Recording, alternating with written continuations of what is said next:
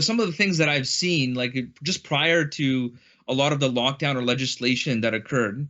Um, I was like I took my family to the mall, and I used one of the public restrooms, and as Muslims, to us, using the restroom is not a spectator sport, right? So you don't even want to be in the peripheral vision of anybody. When you're the restroom, right? You don't want to be right. You don't want to, they shouldn't have any idea what's going on. So, anyways, I come out of the stall because we're gonna use a stall no matter what, right?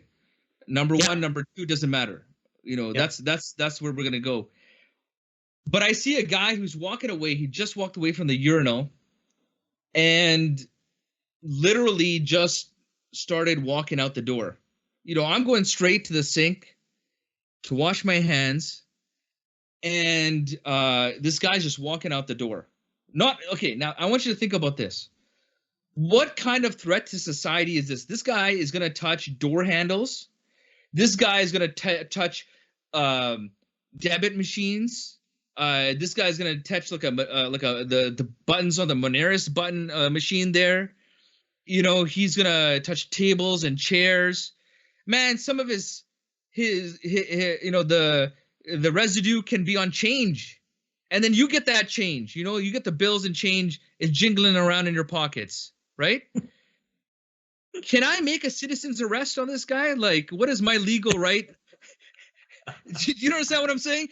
Because this is a threat. I think this is a threat to the community. Like, can we quarantine people like that and say, hey, we have an automatic volunteer to test out COVID vaccine? Like, why?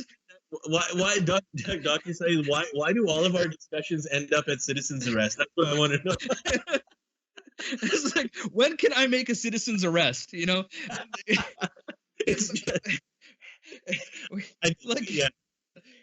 you understand? It's people like that. You know what I'm talking about, Imran?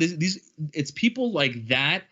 That it's like throw everything out of whack. It's people like who you're telling them 1,000 times to wash your hands. Well, no one's going to tell me how to wash my hands. You know what I mean? Like, you can't tell me what to do.